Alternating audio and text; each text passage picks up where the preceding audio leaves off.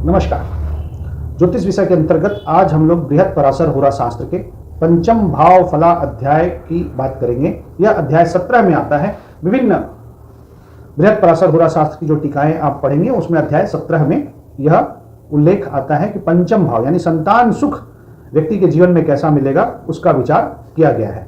तो संतान सुख किसी व्यक्ति के जीवन में अच्छा मिले, इसके लिए जो पहला सूत्र बताया गया है वह इस प्रकार से कि पंचमेश और लग्नेश पंचम भाव में बैठे हों तो व्यक्ति के जीवन में संतान सुख पूर्ण रूपेण मिलता है। यहाँ पर ध्यान देने की बात यह है कि लग्न भाव का स्वामी भी पंचम भाव के स्वामी के साथ पंचम भाव में बैठ जाए तो व्यक्ति के जीवन में बहुत अच्छा सुख, संतान सुख मिल जाता है। इसका जो दूसरा नियम आता है वह इस प्रकार से है कि पंचम भाव का स्वामी केंद्र या त्रिकोण में जाकर के बैठ जाए तो भी व्यक्ति के जीवन में संतान सुख उत्तम श्रेणी का मिलता है। फिर जो अगला नियम आता है वो इस प्रकार से आता है कि पंचमेश अपने उच्च का हो, पंचम भाव का स्वामी उच्च की राशि में चला जाए और वह पहले, दूसरे, तीसरे, पांचवें, नवें भाव में जाकर के बैठ जाए तो व्यक्ति के जीवन में संतान सुख पूर्ण रूपेण मिलता है। अगला नियम जो है वो इस प्रकार से कि पंचमेश पंचम में 3-4 पाप ग्रहों के साथ यदि बैठ जाए तो व्यक्ति के जीवन में संतान सुख तो मिलेगा मगर संतान जो है अच्छे कर्मों को करने वाली नहीं होगी, बुरे कर्म में लिप्त होगी। इसका एक संकेत यह भी मिलता है। पाप ग्रहों के प्रभाव के कारण ऐसा मिल रहा है। चूंकि पंचम भाव का स्वामी स्वग्रही है इसलिए संतान सुख मिलना तय हो जाता है। उसके बाद जो अगला नियम है वो इस प्रकार से है कि पंचम भाव में गुरु और पंचमेश शुक्र के साथ हो। पंचम भाव में गुरु बैठा हो और पंचमेश शुक्र के साथ हो तो 32 से 33 वर्ष की अवस्था में व्यक्ति को संतान प्राप्त होती है। ये 32 से 33 वर्ष की अवस्था में संतान प्राप्त होती है। इसका अर्थ क्या है? जब पंचम भाव में गुरु स्वयं बैठ जाए और पंचमेश शुक्र के साथ हो तो इसका अर्थ यह है कि कई बार जब आपका पंचम भाव बहुत ज्यादा शुभता से भर जाएगा तो फिर यह संकेत है कि आपके यहाँ बहुत ही उच्च श्रेणी की आत्मा अवतरित होने वाली है, उच्च श्रेणी की आत्मा आने वाली है। क्योंकि उच्च श्रेणी की आत्मा को अवतरित होना है तो वह फिर अपना पूरा समय लेती है, फिर वह आती है। तो उतने दिन में जब विलंब होगा बच्चा पैदा होने में तो लोग मंदिरों में जाते हैं, पूजा करते हैं, यज्ञ करते हैं, हवन करते हैं, तब जाकर के वो उच्च श्रेणी की जो आत्मा है वह अवतरित होती है। इसके लिए यह विधान बताया गया है और यह बताया गया है कि जब पंचम भाव में गुरु बैठा हो और शुक्र पंचमेश के साथ हो तो व्यक्ति को 32 से 33 वर्ष की अवस्था में संतान प्राप्त होती है। अगला नियम है कि लग्न से नवे में गुरु और गुरु से नवे में शुक्र बैठता हो, लग्नेश शुक्र के साथ हो तो फिर ऐसी स्थिति में 40 वर्ष की अवस्था में व्यक्ति को संतान प्राप्त होती है। क्या स्थिति है? लग्न से नवे भाव में गुरु हो जाएगा और गुरु से नवे भाव में शुक्र हो जाएगा और लग्नेश शुक्र से युक्त हो जाएगा, लग्नेश जो है शुक्र के साथ हो जाएगा तो 40 वर्ष की अवस्था में संतान प्राप्त होती है। इसमें भी वही बात है, उच्च श्रेणी की आत्माएं इतनी आसानी से नहीं आती हैं, इसलिए उनको बहुत ही पूजा अर्चना करने के बाद फिर वो अवतरित होती हैं। उसका जो अगला नियम है वो यह है कि चौथे और छठे भाव में पाप ग्रह बैठते हों, लग्नेश के साथ सुतेश उच्च का हो तो पुत्र कारक शुभ ग्रह के साथ हो तो बहुत संतान होती है। देखिए नियम इस प्रकार से है कि चौथे और छठे भाव में पाप ग्रह बैठे हो, यानी कि पंचम भाव से आगे पीछे पाप ग्रह बैठ जाए, लग्नेश के साथ सुतेश उच्च का हो, लग्नेश के साथ सुतेश उच्च का हो, अर्थ यह हो गया कि लग्नेश और सुतेश यानी लग्नेश पंचमेश दोनों उच्च के हों या पंचमेश उच्च का हो और लग्नेश उसके साथ बैठता हो, दोनों ही अवस्थाओं में पुत्र कारक ग्रह शुभ ग्रह के साथ हो, जो पुत्र कारक ग्रह है कुंडली में वह शुभ ग्रह के साथ है तो बहुत संतान होती, तो संतान सुख बहुत उत्तम श्रेणी में हो गया। अगला नियम है वह इस प्रकार से कि गुरु उच्च का होकर के द्वितीय राहु के साथ भाग्य स्थान में हो तो बहुत संतान होती है। नियम इस प्रकार से है कि गुरु उच्च का हो कुंडली में, कर्क राशि का हो, द्वितीय राहु के साथ हो, द्वितीय भाव का स्वामी जो भी ग्रह वह राहु के साथ हो जाए और भाग्य स्थान में बैठा हो तो ऐसे स्थान में व्यक्ति के जीवन में बहुत संतान होती है। फिर अगला नियम है कि गुरु 5वें या 9वें भाव में बैठता हो, पंचमेश बली हो, द्वितीय दशम भाव में हो तो बहुत संतान होती है। अगला नियम है पुत्र भाव में पंचम में शनि, पुत्र भाव से पंचम में शनि मतलब कि नवम भाव में शनि बैठ जाए, पंचमेश पंचम में हो, पंचम भाव का स्वामी पंचम भाव में बैठा हो तो बहुत सारी संतानें होती हैं मगर कुछ संतान जो है नष्ट हो जाती है, कुछ संतान गर्भ में नष्ट हो जाती है। क्यों? क्योंकि नवम भाव में शनि बैठ गया। तो नियम इस प्रकार से कि पंचम भाव से पंचम में शनि यानी नवम भाव में शनि बैठता हो, पंचम में हो तो बहुत संतान होने पर कुछ संतानें कई बार नहीं रहती हैं, ऐसी संभावना व्यक्त की गई है इस पुस्तक में। फिर जो अगला नियम है वो यह है कि पंचमेश के साथ धनेश पंचम भाव में हो तो बहुत संतान होती है।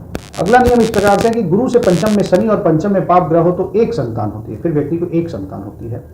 अगला नियम इस प्रकार से है कि पंचम भाव में पाप ग्रह हो, गुरु से पंचम भाव में शनि हो, लग्नेश द्वितीय भाव में हो, पंचमेश पाप युक्त हो तो संतान होने के बाद संतान की शोक की संभावना बढ़ जाती है। जो अगला नियम है इस प्रकार से है कि पंचमेश 6, 8, 12 भाव में हो तो फिर संतान सुख मिलने की संभावना कम हो जाती है, न्यून हो जाती है। पंचमेश अस्त होकर के पाप ग्रहों के साथ बैठ जाएं तो ऐसे में भी संतान होने की संभावना कम हो जाती है। इसके अलावा इस पुस्तक में काक बंध्या नाम का एक कॉन्सेप्ट दिया गया है। काक बंध्या का अर्थ यह है, बंध्या शब्द का अर्थ बांझपन से है जिसको संतान नहीं होती है, और काक बंध्या का अर्थ यह है कि कोई स्त्री जिसको एक बार तो संतान हो गई उसके बाद फिर संतान नहीं हो रही है, प्रयास भी कर रहा है तो भी संतान अब नहीं हो रही है, तो उसको काक बंध्या कहते हैं। तो काक बंध्या को कहते हैं सुतेश षष्ठ में हो, पंचम भाव का मालिक छठे में हो, लग्नेश से युक्त हो, सुतेश छठे में हो और लग्नेश मंगल से युक्त हो। दूसरा नियम यह है काक बंध्या के लिए कि सुतेश नीच का हो, यानी पंचम भाव का स्वामी नीच का हो और पंचम को नहीं देखता हो, पंचम भाव पर उसकी दृष्टि भी नहीं पड़ रही है और पंचम भाव में शनि बुध बैठे हो, तो ऐसे स्थिति में भी व्यक्ति को काक बंध्या का योग होगा, यानी कि उसको एक संतान मिलती है, उसके बाद फिर संतान नहीं मिलती है। लग्न में नवमेश, लग्न भाव में नवमेश और सुतेश नीच में हो, जो पुत्र भाव का स्वामी हुआ तो नीच का हो गया। सुत भाव में बुध और केतु हो, सुत भाव में बुध और केतु हो तो ऐसी स्थिति में भी व्यक्ति को एक संतान होगी, उसके बाद संतान जल्दी नहीं होती है और इन योगों में कई बार मेडिकल ट्रीटमेंट भी कराना पड़ता है। अगला नियम इस प्रकार से है कि पंचम भाव में 3, 6, 10, 11 राशियां हो। 3, 6, 10, 11 मतलब मिथुन राशि, कन्या राशि, कुंभ राशि और मकर राशि, यानी बुध और शनि की राशियां हो। शनि मांदी के साथ युति करके पंचम भाव पर दृष्टि करता हो तो ऐसे योग को दत्तक पुत्र योग कहते हैं। ऐसे में व्यक्ति को गोद लेनी पड़ती है संतान को, ठीक है, संतान को गोद लेता है व्यक्ति। फिर पुत्र भाव में राहु, पंचमेश पाप ग्रह से युक्त हो, पुत्र भाव में राहु बैठता हो और पंचमेश पाप ग्रह के प्रभाव में हो, गुरु नीच का हो तो 32वें वर्ष की आयु में व्यक्ति को पुत्र का शोक हो जाता है, उसका पुत्र फिर नहीं रहता है, ऐसा संभावना व्यक्त की जा रही है। फिर गुरु से पंचम भाव में, लग्न से पंचम भाव में पाप ग्रह हो तो 36 वर्ष की आयु में पुत्र शोक की संभावना बढ़ जाती है, और लग्न में मांदी हो, लग्नेश नीच का हो तो 56 वर्ष की आयु में पुत्र का शोक हो जाता है। तो देखिए आज के इस वीडियो में हमने कुछ योगों की बात की और कुछ योगों की बात नहीं की, कुछ योगों को जानबूझ करके हमने छोड़ दिया, हमें लगा कि वो प्रासंगिक नहीं है बात करना उन पर। तो अगर आपको इन सभी योगों को जानना है तो आप बृहद पराशर होरा शास्त्र को पढ़ें, अन्यथा जो प्रासंगिक हैं जिनका की प्रयोग बहुत ज़्यादा होता है उनका मैंने वर्णन आज के इस वीडियो में किया है। और इस वीडियो को देखने के बाद आपको समझ में आया होगा कि जब भी किसी की कुंडली में पंचम भाव से संबंधित फल को देखना है तो सिर्फ पंचम भाव और पंचम भाव के स्वामी तक ही सीमित नहीं रहना है, उसमें लग्नेश का भी महत्व है, इसमें द्वितीय भाव का भी के स्वामी का भी महत्व है। तो इन दोनों स्थानों का भी, प्रथम भाव द्वितीय भाव का भी संबंध देखना बहुत आवश्यक है, इनकी स्थिति को भी देखना बहुत आवश्यक है। तो जिस प्रकार से हमने पंचमेश को संतान सुख के लिए महत्व दिया, उसी प्रकार से लग्नेश को भी महत्व देना है, उसी प्रकार से गुरु को भी महत्व देना है, और इन ग्रहों से 5 घर आगे का भी हमें महत्व देना है। इसको बहुत विशेष सूत्र समझें। तो जब आप इन सभी स्थितियों का परम्यूटेशन कॉम्बिनेशन के हिसाब से जहां जहां पर आप शुभ चीजें पाएंगे वहां पर जीवन में शुभता पाएंगे, और जहां जहां पर अशुभ ग्रहों का प्रभाव मिलेगा इसका अर्थ है कि व्यक्ति के संतान सुख में न्यूनता आ रही है, किसी प्रकार की कोई समस्या आ रही है। जब आप पुस्तक पढ़ेंगे तो कई चीजें बहुत ही लिटरल वर्ड मीनिंग में कह दिया जाएगा, और उसको बिल्कुल शब्दशः ना समझ करके उसके कहे जाने की बात को उसका संदर्भ समझ करके फलित कहेंगे तो आपके लिए आसान होगा।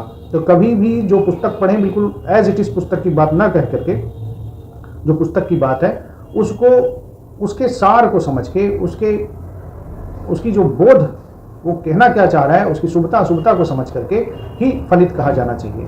तो यह बात बहुत विशेष महत्वपूर्ण थी बतानी। आज का वीडियो आपको कैसा लगा मुझे कमेंट करें, और लाइक करें, शेयर करें, सब्सक्राइब करें। आपकी कोई विशेष डिमांड है, विशेष प्रकार का वीडियो, विशेष प्रकार के प्रश्न के बारे में, तो कृपया अपना प्रश्न पूछें, मैं आपके प्रश्न का उत्तर देने का प्रयास करूंगा। आपने इस वीडियो को देखा, बहुत बहुत धन्यवाद, नमस्कार।